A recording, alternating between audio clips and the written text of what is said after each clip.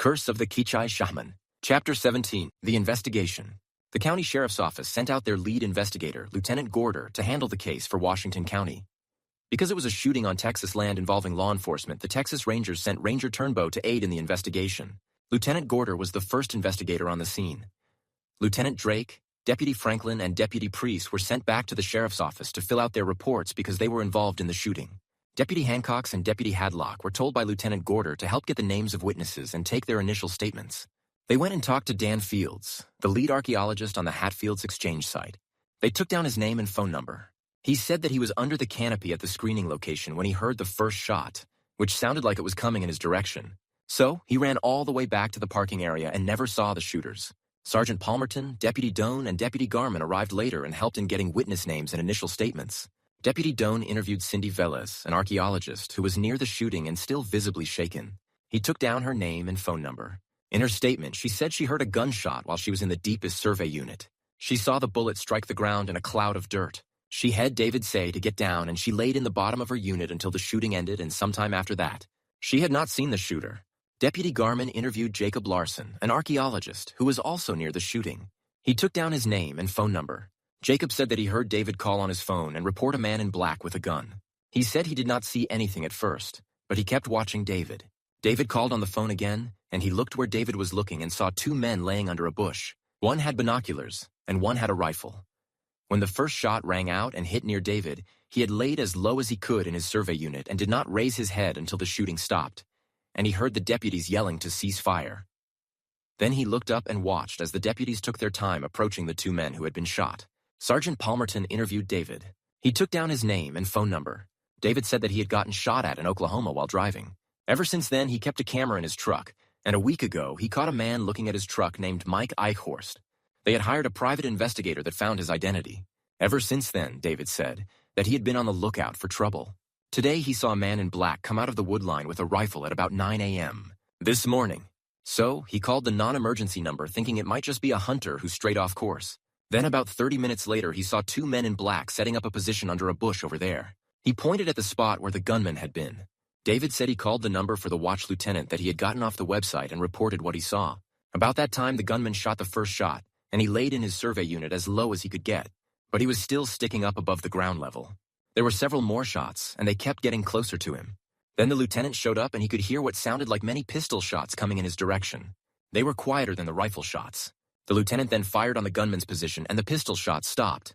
The lieutenant then lay in the survey unit beside him and would occasionally fire a shot in that direction for a while.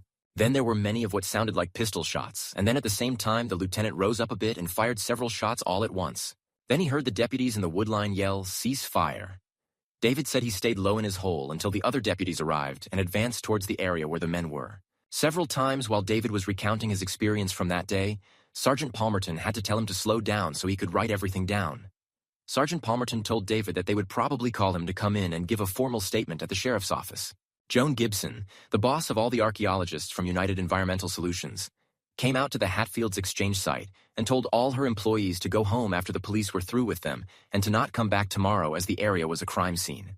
She said they could probably start again on Wednesday, but if they could not, she would have someone call them. David went up and asked Lieutenant Gorder if he could leave, and after Lieutenant Gorder confirmed that David had given his statement already, he said he could go. David walked to his truck. His nerves were rattled, and he was trembling a little bit from the stress of being shot at. He did not take any chances and purged his truck by running the air conditioner for 5 minutes while he waited outside of it. Then he drove to Navasota to his hotel and got some of his clothes, and then left and drove 2 hours back to Austin to his home. Lieutenant Gorder and Ranger Turnbow began their investigation at the Washington on the Brazos historical site. Lieutenant Gorder was the first investigator there, with Ranger Turnbow joining him about an hour later. They were both there when the county coroner removed Chris's body. The coroner found Chris's wallet with a Texas driver's license that listed his name as Chris Folsom. His address was listed as 79212 Acuff Road, Lubbock, Texas. They left the Washington on the Brazos historical site and went to the hospital in Brenham where Ethan was taken. Ethan was unconscious and still in critical condition when they arrived. But the emergency medical technicians had found his wallet with his driver's license, and they found out his name was Ethan Carrico, and his address was listed as 309 Duffy Road in Slaughterville, Oklahoma. Lieutenant Gorder and Ranger Turnbow then went to the Washington County Sheriff's Office, which would act as the headquarters for the investigation. Because Ethan was from out of the state of Texas and had crossed state lines to commit a crime, They alerted the Federal Bureau of Investigation, and the FBI assigned Special Agent Bartley to the case, and he arrived at the Washington County Sheriff's Office before the end of the day. Before the day was out, Lieutenant Gorder had collected copies of all the reports that the deputies took from witnesses. They stayed a few hours late that evening and pored over the reports and witness statements. One thing that they noticed was the fact that Chris Folsom was wearing Army Ranger patches on his black utility top. Lieutenant Gorder went online and put in a request for Chris Folsom's military records with the National Archives. Ranger Turnbow worked on the paperwork to get a search warrant for Chris Folsom's house on 79212 Acuff Road in Lubbock, Texas. Special Agent Bartley worked on paperwork to get a search warrant for Ethan Carrico's house on 309 Duffy Road in Slaughterville, Oklahoma. They both faxed their paperwork to the respective agencies that night. Then Ranger Turnbow and Special Agent Bartley went and checked into their rooms at the Holiday Inn Express in Brenham, Texas. Lieutenant Gorder went to his home that night. By the morning of the next day, Ranger Turnbow had a search warrant for Chris Folsom's house. He left the sheriff's office in Brenham and headed to Acuff Road in Lubbock. This was a 7-hour drive. Special Agent Bartley got word that Ethan Carrico's house was already a crime scene where 3 women were held captive, and that Ethan had warrants out for his arrest. Special Agent Bartley contacted the Cleveland County Sheriff's Office in Norman, Oklahoma, and had them email him the reports pertaining to Ethan's house and the incident that happened there. Lieutenant Gorder went through the reports and decided to call David. David was at home in Austin, and Lieutenant Gorder asked him if he could come in for an interview. He said he would clear it with David's employer. David said he would be back in Navasota the next day, which was Wednesday the 11th of October. Lieutenant Gorder asked him if he could come in at 9:00 a.m. Wednesday morning, and David agreed to do so. Lieutenant Gorder then called Joan Gibson, David's boss, and told her that he had requested an interview with David the next morning, and that it would only be a couple of hours, and he could return to work Wednesday afternoon. About 3:15 p.m., Ranger Turnbow made a video call to Lieutenant Gorder from Chris Folsom's house in Lubbock. He said that the house was full of Special Forces flags, Green Beret emblems, and a shadow box full of badges and medals, including a silver star, 2 bronze stars, 2 purple hearts, a combat infantry badge with a star denoting a second award, and a scout sniper patch. Ranger Turnbow then said, "But there is also this." He pointed his phone camera at the wall in Chris Folsom's den and showed Lieutenant Gorder the painting of the Assyrian god Nergal. Lieutenant Gorder showed his phone to Special Agent Bartley, and Special Agent Bartley said that Ethan Carrico's house had a similar painting that he saw in the report that he had gotten from the Cleveland County Sheriff's Office. Then Lieutenant Gorder told them that he had gotten Chris Folsom's military records back from the National Archives, and that he had no military records. Lieutenant Gorder said, "Chris Folsom never served a single day in the military. I found he is even listed as being a phony sniper on the Guardians of the Green Beret website." Back in Austin, David wanted to take a copy of the report that they had gotten from Nolan Investigations to the meeting he had the next day in Brenham at the Washington County Sheriff's Office. So he took the report to the Minuteman Press on 6th Street, about a 7-minute drive from his house. He was able to get copies of everything, including them burning a copy of the compact disc with the video evidence on it. David drove the 2 hours to Navasota on Tuesday evening and stayed in his hotel room that night. That way, it would be a short 30-minute drive to the interview at the Washington County Sheriff's Office the next morning at 9 a.m. David woke up at 7 a.m. at his hotel in Navasota. He went down and had breakfast at the hotel's buffet a short time later. He then went back to his room and watched the morning news on television until 8 a.m. Then he took the folder with the copies of the report from Nolan Investigations, his pistol, and headed down to his truck. He purged his truck by running the air conditioner while he was not in it. While it was purging, he checked the camera that he always left hanging on the rearview mirror and did not see anything suspicious. It was about 8:15 a.m. by this time, and he got in and headed towards Brenham. He pulled into the Washington County Sheriff's Office about 8:43 a.m. and parked. He put his pistol in the glove box, started his camera that was on the rearview mirror, grabbed the copy of the report, and got out and locked the doors. He was nervous about not having his pistol, but more nervous about taking it into a sheriff's office. He figured it would be safe while he was parked there. He went in and went to the duty desk window and told the deputy there that he was told by Lieutenant Gorder to come in for an interview at 9 a.m. that morning.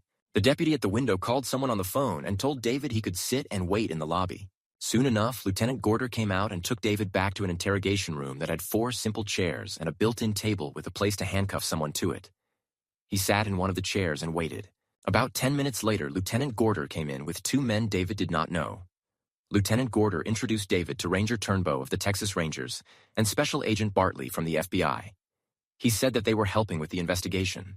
Lieutenant Gorder told David to just start from the beginning. David took a long pause and thought for a minute or two. He decided he would not say anything about the curse or the dreams he had, because he did not want to look mentally ill. He said that the attacks on him started back when he was working as an archaeologist on Highway 281 in Oklahoma. David said, I had found some skeletons and Richard Nergal was tasked with digging them up. After that, someone started putting ether on my truck's air conditioner intake that made me almost pass out while driving. David told them, I had put a camera in my truck and caught a video of an arm pouring a vial of chemical on the grill of the truck over the air conditioner intake. And twice when I was around Richard Nergal while drinking a soft drink, I felt really drunk afterwards. Once at a restaurant and once at work. And once, he said, I was pulled over the second time and arrested for driving under the influence. A blood test taken at the hospital tested positive for flunitrazepam. While in jail, I was told how to purge my truck by running the air conditioner while waiting outside for 5 minutes, and I started doing that every time I drove. Also, I told them I stopped drinking my sports drinks around other people. I filed a police report with the Anadarko police on this. Then a black Dodge Challenger with 2 masked men and no license plate shot at me while I was on his way to my hotel. I have a video of the Dodge that showed front-end damage, David said. I suspected that Richard Nergal was behind it, so I put an air tag behind Richard's license plate. He told them that Richard always played loud music in his Subaru and always exited his vehicle quickly. Apparently, Richard did not hear it chirping, and I was able to locate Richard's car at 309 Duffy Road in Slaughterville, Oklahoma, where I saw the black Dodge and took pictures of the license plate and front-end damage, which I turned over to the Anadarko police, David said. The Cleveland County Sheriff's Office obtained a search warrant for the house and killed a man named Jeff Carrico who fired a gun at them. In the house, they found 3 women captives, he told them. The day they raided the house, Richard Nergal left work quickly after getting a few phone calls and never came back, David said. I finished the job in Oklahoma, and my court case for driving under the influence was dismissed, he told them. I bought a small automatic .380 pistol and got a license to carry it in Texas, he said. I kept a camera recording in my truck at all times. October 2nd, I was sent to work at the Washington on the Brazos site. My camera caught a suspicious man looking at my truck, he said. My wife and I hired a private investigation firm to find out who these people were. They found out that Richard Nergal was really Richard Smithland. And the man at my truck was Mike Eichhorst, who has changed his name to something weird, David told them. He then said, they are all in a religious cult that worships the Assyrian god Nergal. Here, David handed Lieutenant Gorder the copy of the report. This is a copy of the report from Nolan Investigations. David then talked about the shooting at Washington on the Brazos. Monday, the day of the shooting at Washington on the Brazos, I was paranoid and watching everything around me when I saw a man with a rifle. I called the non-emergency number of the Washington County Sheriff's Office and made a report not knowing if it could be a lost hunter. He told them, within 20 minutes of initially seeing him, I saw 2 men setting up a sniper's nest. I called Lieutenant Drake when I saw this. I had put the numbers for him and the sheriff's office in my phone. They shot at me, and I yelled to the other archaeologists to get down. There were several more shots from a rifle, then some shots from a pistol. My head was down, and I could only tell this by the sound. Then Lieutenant Drake came up with a rifle and fired some shots and the pistol shot stopped, he said. Lieutenant Drake then got down in one of the holes we had dug and was returning fire at a slow rate when there was a flurry of pistol shots, and Lieutenant Drake raised up and fired several shots quickly, and then the deputies yelled to cease fire, David told them. I never pulled out my pistol. In my panic, I forgot I had it and was just trying to duck down. Thank God no one was hit by the gunman, he exclaimed. David then said, in the report is all the information that Nolan Investigations found on the Order of Nergal cult, who I think was behind this shooting attempt. The copy I brought, you can keep it. I have the original. That is really all I know, he finished. Ranger Turnbow then said, sorry, I am a little tired. I drove until 1 a.m. in the morning last night, but I want to ask if you ever heard of Chris Folsom. David then answered, no, I have never heard that name before. He is not mentioned in the report from Nolan Investigations. Special Agent Bartley then asked David, have you heard of Ethan Carrico? David said, yes, he is in the report. He was the brother of the man killed at 309 Duffy Road. He's wanted in Oklahoma for kidnapping. Were these the gunmen that shot at me on Monday? David asked. Lieutenant Gorder said, yes, why do you think they want to kill you? David knew the answer was that there was a curse, but he refrained from saying that to the investigators. He did, however, say, I have no idea why Richard Nergal started trying to kill me, but after I was responsible for busting their kidnapping operation, I know that is why they tried to kill me on Monday. Lieutenant Gorder asked Ranger Turnbow and Special Agent Bartley if they had any more questions for David, and they did not. So Lieutenant Gorder told David he was free to go back to work. He assured him that his boss, Joan Gibson, was aware where he had been. David left the sheriff's office, purged his truck, and drove back to the Washington on the Brazos historical site. When he got there, he set his camera up to record anybody going near the front of his truck. He was still paranoid. Special Agent Bartley asked Lieutenant Gorder if he minded him taking the report that David had provided and reading it. Lieutenant Gorder told him it was no problem, so Special Agent Bartley sat down with the report and read it thoroughly. He called the Cleveland County Sheriff's Office and asked to speak to Deputy Limkeen. The duty deputy said, "Let me try his desk." Deputy Limkeen came on the line, and Special Agent Bartley introduced himself and said they were investigating a shooting that took place Monday in Washington County. Texas asked him if he remembered getting a call from Susan Waters of Nolan Investigations about a possible address for Richard Nergal on 113 Laurel Lane in Sausalito, California. Deputy Limkeen checked his reports and told him that he had called the Sausalito Police Department and talked to an Officer Buckhold who had the address checked on Thursday, October 5th, and the officers who responded found nobody home. Special Agent Bartley then called the Sausalito Police Department and asked to speak to Officer Buckhold. Officer Buckhold checked his records and found the report that stated that 2 officers were dispatched to the residence at 113 Laurel Lane on October 5th at 9:30 a.m., and the responding officers got no answer at the door. They did see a white car in the garage through the garage window. There was no probable cause to investigate any further. Special Agent Bartley then called the FBI headquarters in Washington, D.C., and asked to be connected to the Violent Crime Division that handled gangs. He asked the agent there if he had any information on a gang called the Order of Nergal. The agent checked his database and said that there was one report on them. Special Agent Bartley asked if they could email him the report, and the agent said he would. The report said that the Order of Nergal was a lawful evil gang whose core religious belief was that they could bring the Assyrian god Nergal back to Earth by sacrificing 6 purified women. The members do not use drugs or alcohol, follow all the laws of their state, except they are known to kidnap and murder people. They all sport tattoos of Assyrian gods, and many have full tattooed bodysuits. A man named Louis Cantrell, whose name in the gang was Solus Hospice, developed a crack cocaine habit and came forward to authorities when the other members of the Order of Nergal tried to murder him. He was said to know the gang's secret code and had access to a members list. He was set to be interviewed but was killed in his hotel room the night before that could happen. The gang just recently appeared on the radar after a house was raided, and 3 women captives were discovered chained up. There were chains to hold a further 3 women captive found in the house on 309 Duffy Road in Slaughterville, Oklahoma. The women captives, whose names were Cindy Lewis, Stephane Malo, and Tina Spotted Horse, claimed they were not sexually assaulted and were fed only white sliced bread and water. Jeff Carrico was killed in the house during the enforcement of a search warrant when he fired on deputies entering the front door. His brother Ethan Carrico was at work at the time of this action and escaped. It is believed that Richard Nergal, also known as Richard Smithland, was involved in the kidnappings and remains at large. It has been reported that Ethan Carrico was severely wounded in an assassination attempt on October 9th of 2023, and another member of the Order of Nergal was identified as Chris Folsom, who was killed by deputies in assassination attempt of a man named David Madur, who was responsible for the rescue of the 3 women captives taken by the gang. The report had the names of other reports that were used in compiling the information. The report had been recently updated by Agent Palmerton. Special Agent Bartley put in a request for all of those reports as well and sent it to Agent Palmerton. The next thing Special Agent Bartley did was look for information on the man whose gang name was Venator Aquilex, but whose real name was Mike Eichhorst. Special Agent Bartley called the Los Angeles Bureau of the FBI and requested the personnel files of Mike Eichhorst. The report said Mike Eichhorst worked for the FBI for 18 years. His specialty was locating people. He had a normal personnel file up until the last year he worked there. It was said he was suspected of being involved in a gang at that time and was forced to accept an early retirement in lieu of being fired. On Thursday morning, the 12th of October, Lieutenant Gorder got word that Ethan Carrico was conscious and in stable enough condition to speak.